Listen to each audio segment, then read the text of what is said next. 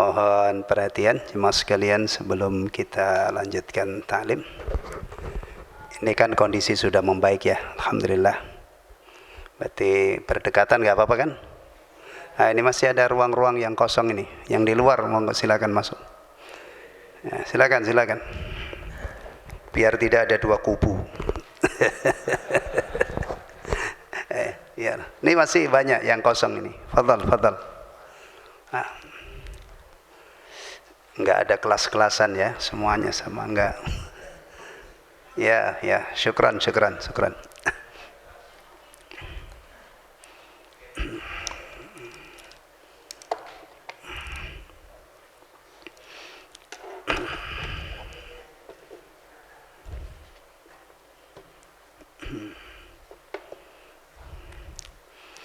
Assalamualaikum warahmatullahi wabarakatuh. Bismillahirrahmanirrahim. Alhamdulillahi rabbil alamin wal aqibatu lil muttaqin wala udwana illa 'alal zalimin wa asyhadu an la ilaha illallah wahdahu la syarika lah ilahul awwalin wal akhirin wa qayyumus samawati as-sab'i wal ardin الفرد الصمد الذي لم يلد ولم يولد ولم يكن له كفوا أحد وأشهد أن محمدا عبده ورسوله وحبيبه وخليله الهادي إلى صراط مستقيم والداعي إلى دين قويم صلى الله عليه وعلى آله وأصحابه ومن تبعهم بإحسان إلى يوم الدين أما بعد إخوة الإيمان رحمني ورحمكم الله. Alhamdulillah, perjalanan kita dalam menelaah kitab Mukhtasar Syu'abil Iman pada kajian terakhir sudah sampai bagian atau cabang yang ke-12.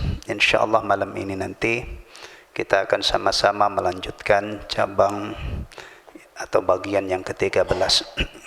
Sebelum kita lanjutkan, mau saya murajaah sekilas ya. Di cabang pertama sampai ke-6 ya, ke-6, 7 ya. Itu adalah arkanul iman, rukun-rukun iman ya.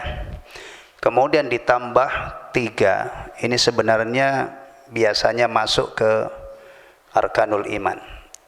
Wabil khusus al-imanu bil yaumil akhir, dirinci, yaitu beriman tentang adanya hari kebangkitan. Kemudian beriman terhadap al-hasyr.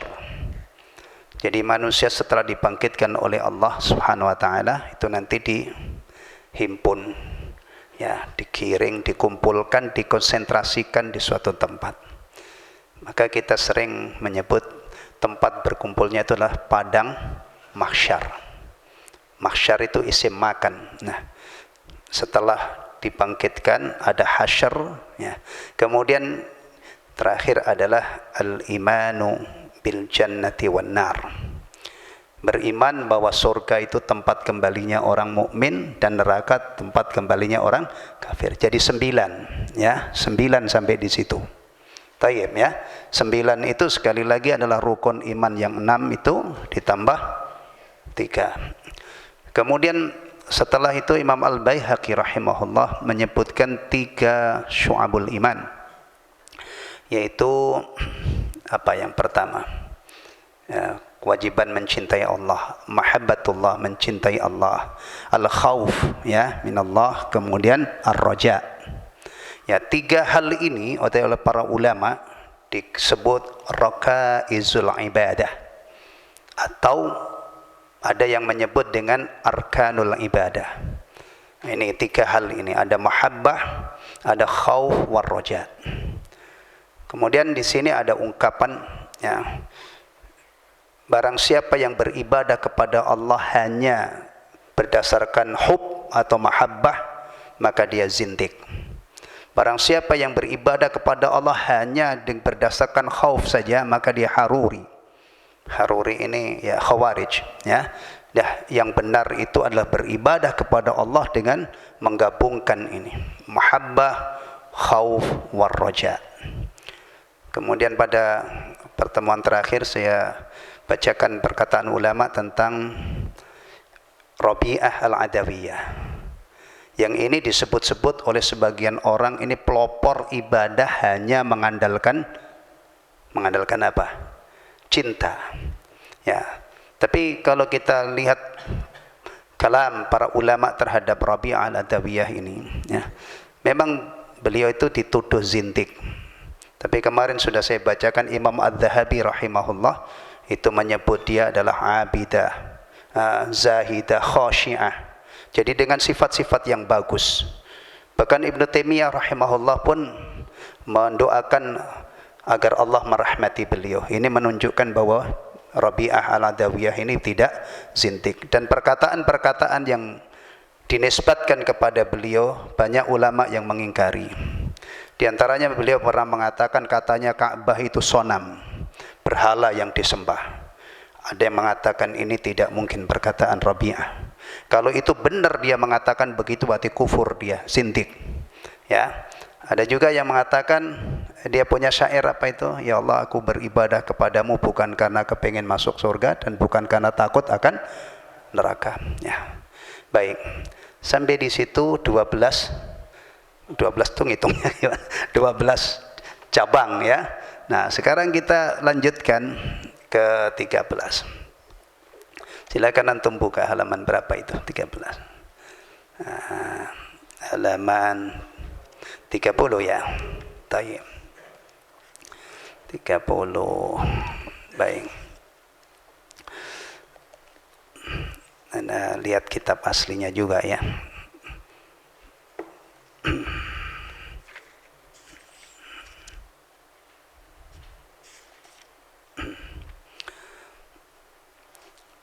Baik, qala al-Imam al-Baihaqi rahimahullah, ats-tsalits 'ashar min syu'abil iman. Al-imanu biwujubit tawakkuli 'ala Allah 'azza wa jalla. Beriman terhadap kewajiban tawakal kepada Allah Azza wa Jalla.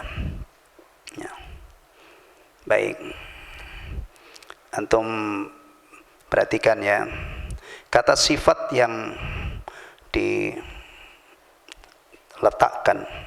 atau disebutkan sesudah lafzul jalalah Allah ya. Allah itu al-ismul a'zam. Ya, itu macam-macam. Kita kadang-kadang sering menyebut subhanahu wa ta'ala. Allah subhanahu wa ta'ala. Atau kadang-kadang cukup ta'ala, Allahu ta'ala. Ini ada azza wa jalla. Kadang-kadang jalla jalalu. Jalla fil ula. Jadi macam-macam gitu ya. Kadang-kadang orang itu kalau tidak tahu salah satu sifat variasi ya, sifat-sifat yang biasa disebutkan setelah lafzul jalalah itu kadang-kadang ini pernah kejadian di at-taqwa. Taqwa itu ada khatib ya. Itu kalau menyebut itu apa ya kalimatnya, bukan subhanahu wa ta'ala, bukan jalla jalaluh, tapi ini juga sering dijadikan kata sifat yang disebut setelah menyebut Allah. Ada jemaah yang tanya kepada saya, Pak, itu khotib kalau menyebut Allah kok sesudahnya itu nyebut apa ya gitu. Alhamdulillah satu saat saya berkesempatan untuk menyimak khotib itu. Oh ternyata beliau itu menyebutkan sifat yang mungkin jarang didengar. Kalau subhanahu wa ta'ala sudah enggak ada yang heran ya. Ya kan? Azza wa jalla. Cuman ini butuh apa ya, berhati-hati kalau enggak fasih itu nanti ruwet. Azza wa jalla macam-macam. Azza wa jalla, jalla fil ula, jalla jalalu. Jadi antum ini juga harus apa namanya ya, sedikit ngerti lah biasa sifat-sifat yang disebutkan setelah lafaz Allah Azza wa Jalla. Kita baca dulu terjemahannya, nanti ada tambahan dari kitab yang lain insyaallah. Beriman terhadap kewajiban tawakal kepada Allah Azza wa Jalla. Seperti firman-Nya, wa 'alallahi falyatawakkalul mu'minun. Dan hanya kepada Allah sajalah hendaklah orang-orang mukmin bertawakal hanya kepada Allah. Kalau sampai bertawakal kepada selain Allah, ya, tawakal ini ibadah qalbiyah. Manakala dipalingkan kepada selain Allah, berarti apa yang terjadi? Apa yang terjadi? Orang bertawakal kepada selain Allah, ya, waqa'a fi syirk. Ya, ini ada kaidah, ya. Syirik fil uluhiyah, syirik dalam ibadah itu adalah prakteknya sarfu naw'in min anwa'il ibadati ila ghairillah, memperuntukkan salah satu jenis ibadah kepada selain Allah. Doa adalah ibadah. Kalau ada orang berdoa memohon hal-hal yang hanya Allah yang kuasa mengijabahnya, lalu dia meminta kepada selain Allah, orang yang seperti ini berarti waqa'a fi syirkil akbar. Diajari, diperintah untuk bertobat, diingatkan, ya kan? Masalahnya apa? Dia memohon kepada selain Allah. Siapapun yang dia minta, Jibril, malaikat yang paling istimewa, ya Jibril, sembuhkan penyakit saya. Bisa saja kan doanya itu di saf pertama, atau bahkan di masjid yang paling istimewa di muka bumi. Masjid mana? Masjid yang paling istimewa, bukan bangunannya tapi keutamaannya, Masjidil Haram. Nomor 2, Nabawi. Hatta kalau seandainya orang itu di Masjid Nabawi atau di depan makbarah Rasulullah, kemudian dia minta, ya Rasulullah, sembuhkan penyakit saya, ya Rasulullah, lapangkan rezeki saya. Nah, ini kalau seandainya Rasulullah hidup, sudah pasti tidak mungkin beliau diamkan orang seperti ini, ya kan? Kenapa? Masalahnya doa itu adalah ibadah yang seharusnya itu munajat kepada Allah. Allahumma atau Rabbana, Allah yang diseru. Jadi syirik akbar itu prakteknya bisa sesederhana itu. Bahkan bisa dilakukan di tempat yang paling istimewa di muka bumi ini. Orang ke masjid tapi berdoa, dia meminta kepada Jibril, meminta kepada Rasulullah, apalagi yang di bawah itu, ya. Sarfu naw'in min anwa'il ibadati la ghairillah. Jadi semua ibadah itu berpotensi terjadi syirik manakala sudah diperuntukkan kepada selain Allah. Nah, biasanya kalau dijelaskan masalah ini secara rinci, masih disebut ada tawakal, ada mahabbah, kemudian ada khauf, roja, inabah. Itu semua adalah ibadah qalbiyah yang harus kita ikhlaskan hanya untuk Allah Subhanahu wa ta'ala, dan ibadah-ibadah yang lain. Ini biasanya masuk ke dalam pelajaran akidah. Kemudian hasbunallahu wa ni'mal wakil. Cukuplah Allah menjadi penolong kami dan Allah adalah sebaik-baik pelindung. Antum kalau dzikir petang, dzikir pagi, baca ini enggak? Yang kaitannya dengan ini. Itu apa itu? Setelah kita baca raditu billahi rabba bil islami din Muhammadin nabiyya rasul, hasbiyallahu la ilaha illa huwa alaihi tawakkaltu wa huwa rabbul arsyil azim. Ada yang baca enggak? Ya? Enggak. Kalau di Hisnul Muslim itu riwayat ini dinyatakan sahih, tapi ada yang sebagian yang mendhaifkan sehingga ini tidak diamalkan. Nah, hasbiyallahu la ilaha illa huwa alaihi tawakkaltu wa huwa rabbul arsyil azim. Ini kalimat yang mencerminkan kita tawakal kepada Allah. Hasbunallahu wa ni'mal wakil. Ini dulu diucapkan oleh Ibrahim alaihissalam ketika beliau alaihissalam dilemparkan ke kobaran api. Sebelum itu beliau mengucapkan hasbunallah wa ni'mal wakil. Demikian juga Rasulullah ketika mendapat kabar bahwa orang-orang musyrik itu akan berkoalisi, orang kafir, untuk memerangi beliau, muncullah kalimat ini, hasbunallah wa ni'mal wakil. Ya. Ini kalimat yang luar biasa. Berikutnya ayat yang dikutip, wa'alallahi fatawakkalu in kuntum mu'minin. Dan hanya kepada Allah hendaklah kamu bertawakal jika kamu benar-benar orang beriman. Ya. Wa may yatawakkal 'ala Allahi fahuwa hasbuh. Innallaha balighu amri. Barang siapa yang bertawakal kepada Allah, niscaya Allah akan mencukupkannya, mencukupkan keperluannya. Subhanallah, antum lihat ini. Janji Allah kalau hamba itu bertawakal kepada Allah, Allah akan mencukupinya. Dicukupi oleh zat yang maha kuasa, zat yang maha kaya, zat yang maha perkasa. Kalau antum dijamin orang misalnya, kamu tenang, kamu saya gaji, kamu akan saya cukupi.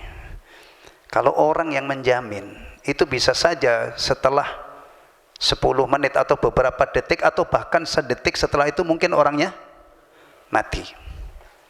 Atau hari ini orang itu kaya atau punya jabatan tinggi, besok dia pensiun.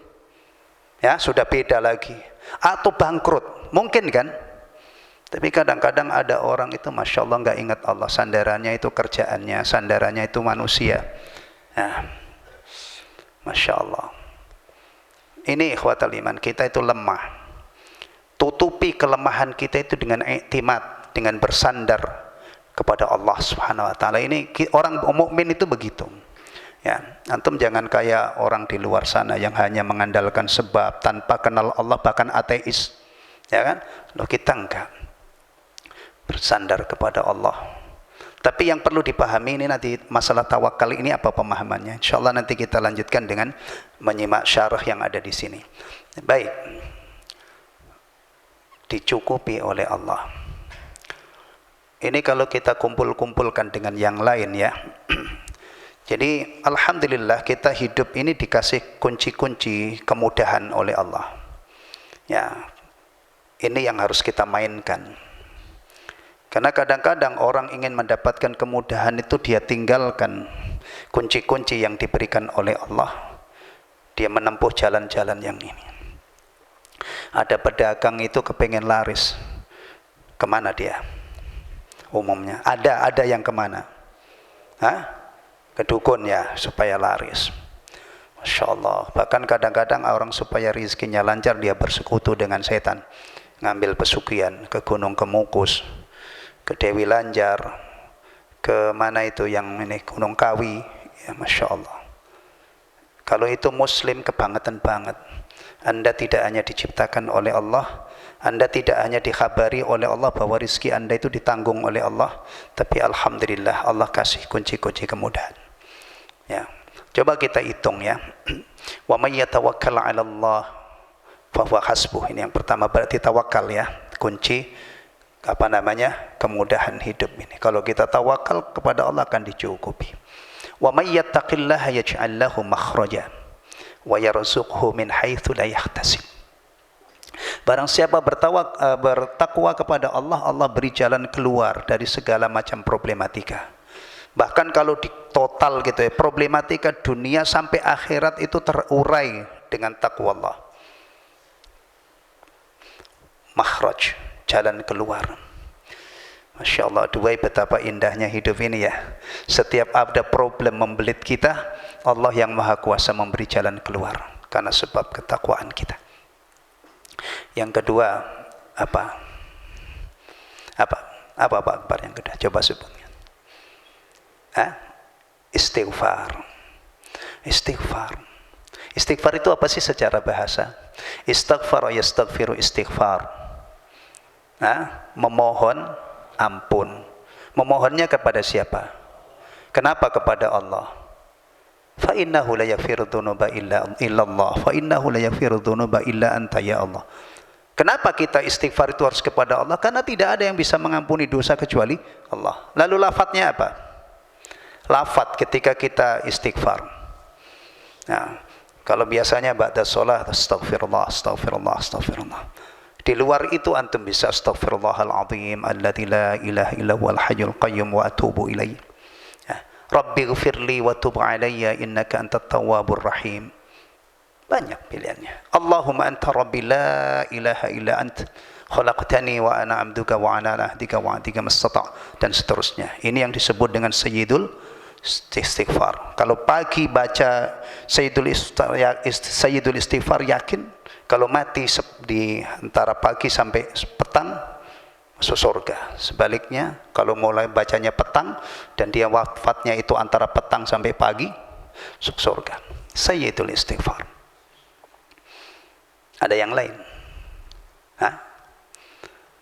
Kalau itu ilahi lastulil firdausi ahla wala aqwa 'alan naril jahimi fahabli taubatan waghfir dhunubi fa innaka ghafirudz dzambil 'azimi.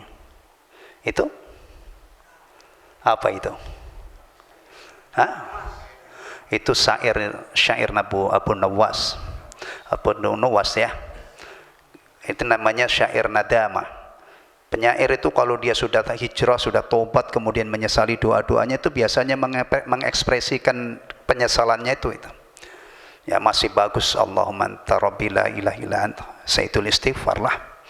Masih bagus astaghfirullahaladzim, astaghfirullahaladzim. Ya kan? Nah, saya itu hafal istighfar itu sudah tua. Sayyidul istighfar dulu itu nggak kenal. Benar. Jadi agak kerepotan juga ngapalin itu Allahumma anta rabbi, bukan dari kecil. Malah lebih dekat itu tadi yang saya bacakan, maka saya hafal di luar kepala itu. Karena dulu itu kadang-kadang dibuat pujian gitu, asyik banget. Bahkan zikir ba'da Jumat itu ada itu. Zikir ba'da Jumat itu disisipkan syair ini. Ya dulu ya nggak ngerti ya apa namanya. Tapi kalau dipikir-pikir bagaimana syair Abu Nawas kok bisa masuk ke dalam rangkaian zikir ba'dal Jum'ah, itu gimana? Ya. Taib. Apa tadi istighfar ya? Istighfar itu artinya mohon ampun. Kita mohon ampunnya kepada Allah ya, karena Allah yang mengampuni, yang hanya Allah yang bisa mengampuni dosa-dosa kita. Allah itu asy-syakur. Maha apa ya? Bahasanya maha berterima kasih ya. Jadi amalan sedikit hamba itu kadang-kadang dibalas melimpah ruah. Ya. Hamba ngerengek-ngerengek mohon ampun itu diampuni oleh Allah. Apalagi kalau benar-benar memenuhi syarat gitu, pasti diampuni oleh Allah. Dan dikasih bonus-bonus yang lain. Ini yang kadang-kadang tidak atau belum terekspos ya. Kita itu kalau istighfar kepada Allah ya, benar istighfar itu aslinya adalah memohon ampun, tapi Allah janjikan bonus-bonus yang lain ya. Dalilnya mana? Nuh alaihissalam ya, ketika mendakwai kaumnya, faqultu istaghfiru rabbakum innahu kana ghaffara. Dah, ini kaitannya istighfar dengan maghfirah ya. Udah sampai di sini. Lalu lanjutannya faqultu astaghfiru rabbakum innahu kana ghaffar yursilis samaa'a 'alaikum midrara. Allah akan menurunkan hujan lebat yang membawa barokah. Wa yumditkum bi amwal, dan Allah akan menggelontorkan, akan melimpahkan harta kepada kalian. Masya Allah. Wa yumditkum bi amwali wa banin, dan anak laki-laki. Resep ini pernah dipakai oleh Al-Imam Hasan Al-Basri rahimahullah. Orang-orang yang mengadu kepada, dulu itu di zaman kejayaan Islam itu bukan dukun yang jadi rujukan, bukan dukun, apalagi tukang ramal, tukang apa namanya, pawang hujan begitu ya, astagfirullahaladzim, itu memang gak ada apa-apanya. Maka orang kafir itu kalau merendahkan Rasulullah apa? Rasulullah itu kahin katanya gitu kan. Nah, maka Allah mengatakan wa ma biqauli kahin, Quran itu bukan ucapan dukun. Apa yang dijadikan solusi oleh Abu Abdillah ini, kunyahnya Al-Imam Al-Hasan Al-Basri ya. Ada orang mengadukan kebunnya itu enggak berbuah. Jawabnya banyak istighfar, banyak istighfar. Ada orang nikah belum dikaruniai anak, perbanyak istighfar. Ada orang yang mengamati, akhirnya tanya, ya Syekh, tadi ada orang mengadukan berbagai macam problematika, kenapa jawaban antum itu hanya resepnya itu cuman itu, perbanyak istighfar, perbanyak istighfar, perbanyak istighfar. Al-Imam Hasan Al-Basri mengatakan, saya tidak bikin ajaran sendiri. Ternyata beliau itu merujuk kepada ini. Jadi istighfar itu ikhwatal iman, balasan yang diberikan kepada Allah ya. Oh, pada hamba-hambanya yang beristighfar itu banyak, bukan hanya ampunan. Nah, ini kita mainkan perbanyak istighfar ya. Yang ketiga apa? Yang ketiga tadi apa? Takwa. Oh sudah tiga ya, takwa, istighfar, tawakal. Ayo satu lagi cari yang kaitannya dengan hablum minan nas. silaturahim. Hah? Antum kemarin yang pulang kampung siapa? Lebaran. Habis berapa juta itu? Hah? Banyak kan? Banyak ya. Iya. Orang itu kalau mata duiten gitu ya, pelit itu silaturahim itu berat. Karena dia apalagi kalau istrinya 2 bawa pulang semua. Wah, nanti bertengkar di kereta enggak jadi. Taruh yang normal aja, keluarga ya, keluarga saya, istri saya, anak saya 4 misalnya, nah, cucu saya 1 misalnya kan, udah 9 itu kalau dengan cucu saya kan pun. Bayangkan itu kalau naik kereta misalnya, naik kereta itu bolak-balik sudah 9, kalau 8-16 kan tiketnya. Kalau anak saya yang bontot itu nggak ikut berarti kurang 1, berapa itu? Ya banyak, antum. Ya, atau kalau bawa mobil aja, katanya dari sini Jawa Timur, Surabaya itu tolnya aja berapa? 1 juta ya. Iya, saya akan buat gambaran orang itu kalau tidak ingat, tidak melihat persoalan silaturahim berdasarkan Al-Quran dan Sunnah. Ya, berat. Bisa saja dia sayang duitnya. Tapi kalau orang yang melihat ini berdasarkan kitabullah dan sunnah, insya Allah tidak berat. Sebagaimana orang haji. Haji berapa Pak? 40 juta. Taruhlah 40. Enggak sayang duitnya. Iya. Iya kan? Iya. Silaturahim itu penting. Apalagi kalau antum sering dibacain khutbatul hajah ya. Innalhamdulillah, tadi waktunya sempit jadi anak enggak baca itu, kadang-kadang aja. Di situ pasti ada masalah silaturahim kan. Surah An-Nisa ayat pertama, wattaqullaha alladzi tasaaluna bihi wal arham. Jadi kalau ada orang ratusan kali mendengar khutbatul hajah tapi dia tidak ngerti bahwa di salah satu ayat yang dikutip di khutbatul hajah itu ada perintah bertakwa kepada Allah dan juga perintah untuk menjaga silaturahim. Maka sering saya kata, antum kalau sudah sholat begini, ini kan sudah benar, hablum minallah. Nah, pulangnya antum dengan kerabat antum gimana? Jangan sampai antum rajin sholat tapi silaturahim nggak antum urus. Nah, kaitannya dengan tadi takwa, istighfar, ya, tawakal, itu di sini kunci rizki.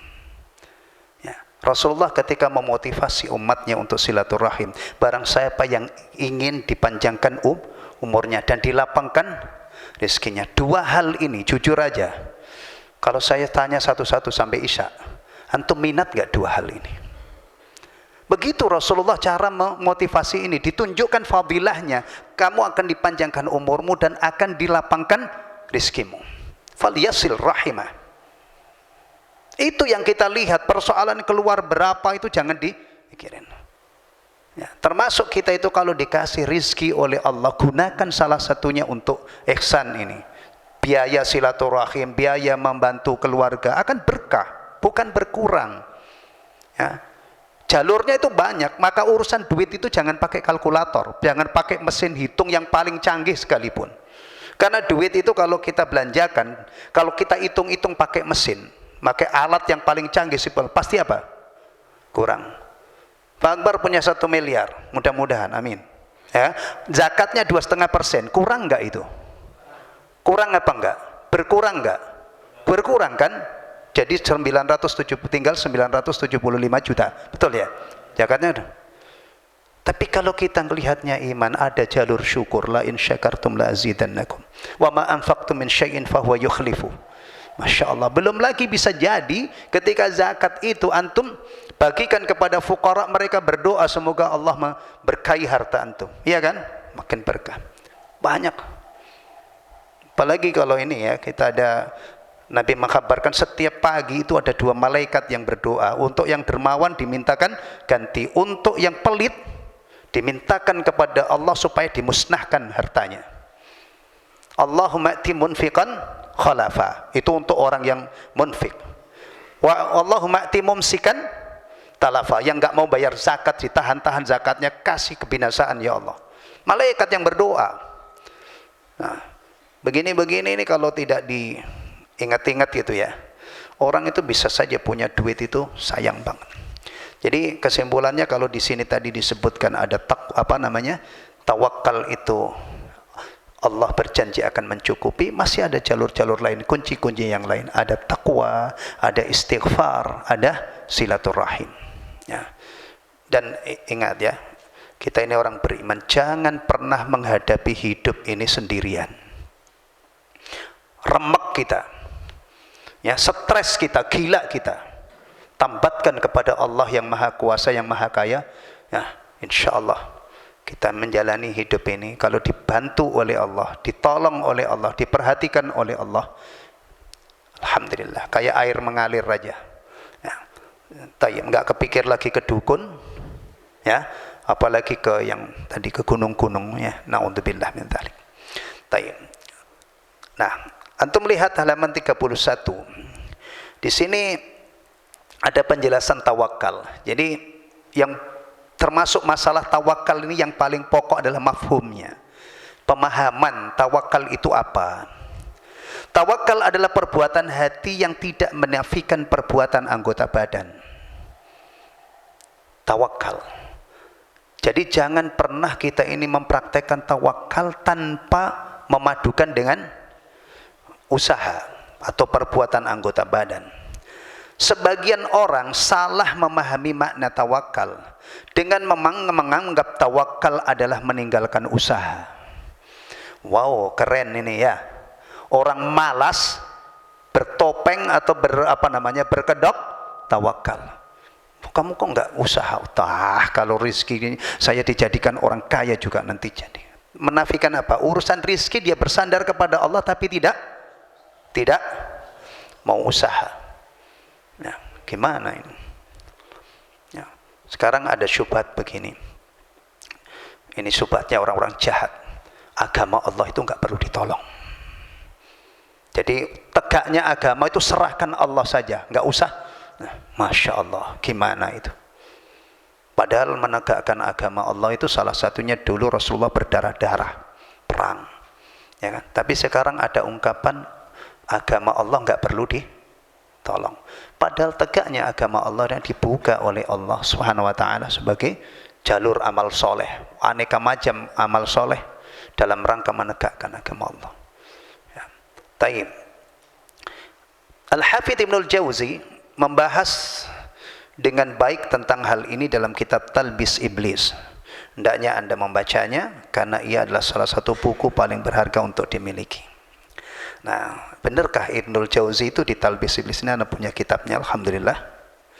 Nah, Anda beli melalui Ustadz Yusuf Surya. Saya beli Talbis Iblis, Al-Fawaid Ibnul Qayyim dan kitab-kitab lain. Jadi antum kalau butuh kitab ini beliau bisa ini.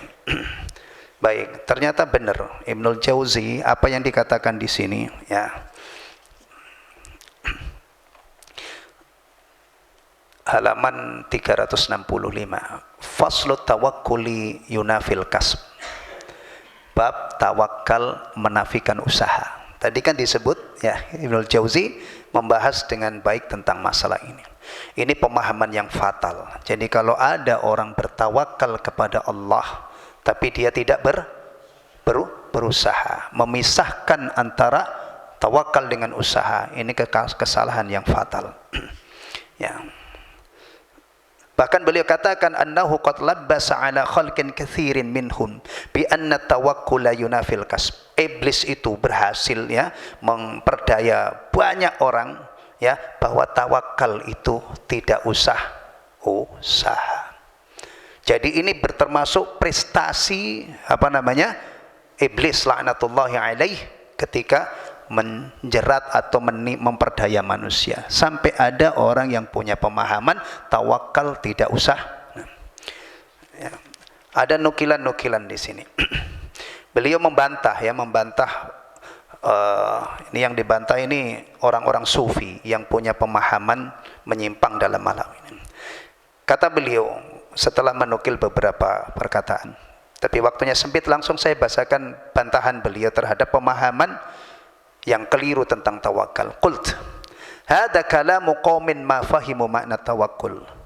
Ini perkataan orang-orang yang tidak faham tentang makna tawakal yang benar. Ya. Wa dhannu annahu tarkul kasbi, dan mereka mengira bahwa tawakal itu meninggalkan usaha. Wa ta'tilul jawarihi 'anil amal, dan meninggalkan anggota tubuh ini untuk beramal. Maksudnya nganggur, enggak usah usaha, enggak usah kerja. Ya, qad bayyana anna tawakkula fi'lul qalbi, dan telah kami jelaskan bahwa tawakal ini perbuatan hati. Jadi termasuk ibadah qalbiyah sebagaimana mahabbah, khauf, ya inabah, ikhlas dan lain sebagainya. Amalul qalb. Wala yunafi harakatal jawarih, dan tidak menafikan, justru harus disinergikan, dipadukan dengan memberdayakan anggota tubuh ini. Ya. Kata beliau, ini ada ungkapan yang bagus, ilmiah lagi. Walau kana kullu kasibin laisa bimutawakkil. Kalau seandainya setiap orang yang bekerja, bahkan bekerja keras ya, berusaha keras kadang-kadang, itu dianggap tidak tawakal karena dia bekerja. Kan orang-orang yang menyimpang pemahamannya mengatakan tawakal itu menafikan usaha. Kata beliau, lakanal anbiya'u ghairu mutawakkilin. Maka para nabi itu bukan orang-orang yang bertawakal. Kenapa? Antum berani menuduh bahwa nabi itu, para nabi tidak bertawakal? Na'udzubillah min dzalik, enggak mungkin lah. Ya, apalagi Rasulullah Muhammad sallallahu alaihi wasallam, praktek tawakalnya Rasulullah itu menjadi model tawakal yang harus kita terapkan dalam kehidupan kita. Syekh Abu Bakar Al-Jazairi di Minhajul Muslim itu menyebutkan dua contoh tawakalnya Rasulullah. Bagaimana Rasulullah ketika perang dan bagaimana Rasulullah ketika hijrah. Itu subhanallah, Rasulullah orang yang paling bertawakal tentunya ya. Tapi kalau mau masuk perang gimana? Diatur strategi sedemikian rupa. Baru setelah itu berdoa ya. Setelah itu puncaknya adalah urusan menangnya itu diserahkan sepenuhnya kepada Allah Subhanahu wa taala. Diseleksi sahabatnya yang siap mubarozah. Untuk mengerti mubarozah? Mubarozah itu duel. Ya, perang itu sebelum berkecamuk dua kubu itu ada mubarozah dulu. Ya, perang mubarozah ada duelnya dulu. Perang tanding lah kalau bisa. Itu Rasulullah juga tidak milih sembarang sahabat. Untuk tugas ini Rasulullah pilih sahabat-sahabat pilihan. Dan alhamdulillah rata-rata kalau sahabat itu duel orang kafir secara ini menang. Ya. Ya. Nanti juga perang ini sampai diatur strateginya. Ya, waktu yang tepat. Ya, kemudian mengidentifikasi keahlian prajuritnya. Yang pemanah didudukkan sebagai pemanah, yang penunggang kuda sebagai penunggang kuda, yang mampu sebagai panglima dipilih sebagai panglima. Maka sahabat Nabi itu seperti Khalid bin Walid radhiyallahu anhu dikenal sebagai panglima kan, karena memang beliau itu kapasitasnya bisa jadi panglima. Baru itu contoh. Hijrah, kita tahu Rasulullah itu doanya mustajab sallallahu alaihi wasallam, ya kan? Tapi ketika urusan hijrah, beliau tidak mengandalkan ini, mengatur siasat, memilih sahabat yang ini, mengatur segala urusan. Ya, ngumpet dulu di gua mana? Thur. Kemudian tidak langsung mengambil arah Madinah, beliau memutar sallallahu alaihi wasallam dengan Abu Bakar As-Siddiq. Ini semua adalah yang melakukan ini orang yang paling bertawakal, tapi dengan siasat, dengan persiapan yang matang. Ya, maka di sini dikatakan beliau, kalau setiap orang yang berusaha itu dianggap tidak bertawakal, ya, maka para nabi berarti bukan orang-orang yang bertawakal. Faqad kana Adamu harrathan. Adam itu pekerjaannya harrath, peladang ya, tukang apa namanya, ladang ya, berladang. Kemudian wa Nuh wa Zakaria najjarain. Nabi Nuh dan Zakaria itu najjar. Najjar itu tukang kayu ya. Kalau di kisah surah Yasin itu wajah min aqsal madinati rajulun yas'a ya. Itu kalau di situ kan tidak disebutkan namanya ya. Tapi kalau kita telusuri tafsirnya itu ada yang menyebut namanya siapa? Hubaib An-Najjar ya, yang ngingetin orang-orang yang yang membunuhi utusan-utusan Allah itu. Tayyib. Wa Idris khayyat. Nabi Idris itu khayyat. Khayyat itu penjahit ya, penjahit. Tayyib. Wa Ibrahim wa Lut zari'ain. Ibrahim dan Lut itu petani, zari'. Wa Salih tajir. Salihun tajira. Wa kana salihun tajira. Nabi Saleh itu profesinya pedagang ya. Kemudian wa Dawud yasna'ud dir. Nabi Dawud itu bikin baju, tapi bukan sembarang baju. Antum kalau sekarang penjahit itu paling-paling bahannya itu kan ya bahan-bahan kain ya. Nabi Dawud ini keren banget, bikin baju besi. Jadi besi di tangan Nabi Dawud itu lunak. Itu mukjizatnya, lunak ya. Jadi nggak perlu repot-repot kayak zaman sekarang. Yang lunak itu gimana? Ya. Kemudian siapa lagi? Wa ya'kulu min samanihi, dan beliau makan dari hasil jualnya itu. Wa kana Musa wa Syuaib wa Muhammad ru'at. Nabi Musa, Syuaib, Muhammad itu pernah menjadi penggembala kambing untuk mendapatkan upah. Nah ini ya. Begini nih, kalau antum ketemu orang ya yang Masya Allah mempraktekkan tawakal tanpa mau usaha, kalau itu menjadi prinsip dia, nanti dia akan mencela orang-orang yang bekerja keras. Ah, ngapain repot-repot kerja keras? Ah, begitu kan? Ah, ini bantahannya. Kalau anda punya prinsip begitu, maka para nabi itu bukan. Sama seperti kalau anda ketemu orang yang punya pemahaman bahwa wali itu nggak perlu sholat, gugur taklif.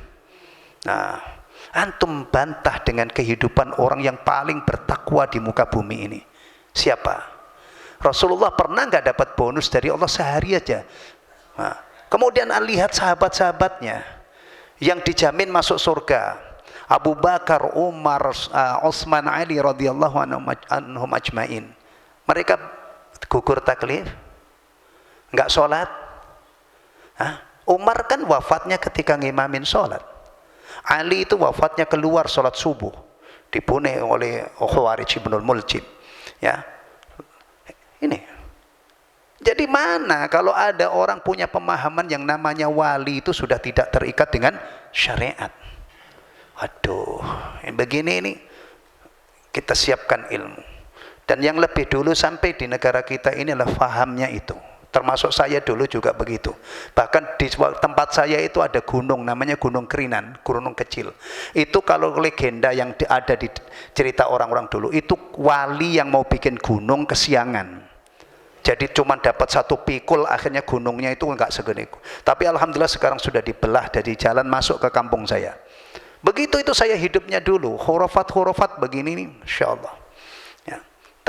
Ini tambahannya dari ini ya. Sebenarnya masih banyak ada perkataan Umar, tapi ini sudah isya belum ini? Hah? Oh, 2 menit. Nah, taib. Ana kutipkan perkataan apa namanya? Umar bin Khattab radhiyallahu anhu yang dinukil oleh Ibnul Jauzi dalam masalah ini. Qala Umar bin Khattab radhiyallahu anhu, ya ma'syaral fuqara. Ini nyapa orang-orang fakir. Ya ma'syaral fuqara. Wahai golongan orang-orang fakir, ya. Irfa'u ru'usakum, katanya, angkat kepalamu. Jangan jadi orang hina, angkat kepalamu. Ya. Faqad wadahat tariq. Jalan itu sudah jelas. Kamu punya keahlian apa kerja, ya. Fastabiqul khairat. Masya Allah, berlomba-lombalah kamu dalam kebaikan. Wala takunu iyalan 'alal muslimin. Jangan kamu menjadi beban orang-orang muslim. Ini anak-anak muda nih ya. Antum jangan jadi orang hina. Apalagi sudah berkeluarga, nggak mau kerja, istrinya yang suruh kerja. Apalagi orang Masya Allah pengen nikah, nyari janda kaya, pengen numpang hidup. Astagfirullahaladzim, hina banget antum. Kerennya orang kalau sudah menjadi suami itu punya pekerjaan, bisa menafkahi. Dan rubah mindset anda. Ya. cengeng, saya harus kerja elit misalnya. Kerja-kerja yang tadi ada tukang kayu, tukang batu, ya. Kalau profesi sekarang yang misalnya IT macam-macam lah, menggunakan keterampilan tangan, itu keren. Ya, itu apa tadi? Pekerjaannya, profesinya para nabi. Ya. Tukang kayu di zaman itu ya mungkin belum ada serut, ya, pasah yang apa namanya pakai listrik kan. Nah. Tapi kan sekarang ini juga nih, berkembang peralatan pertukangan. Ya, ini nasihat siapa? Umar bin Khattab kepada orang-orang miskin. Angkat kepalamu, fastabiqul khairat.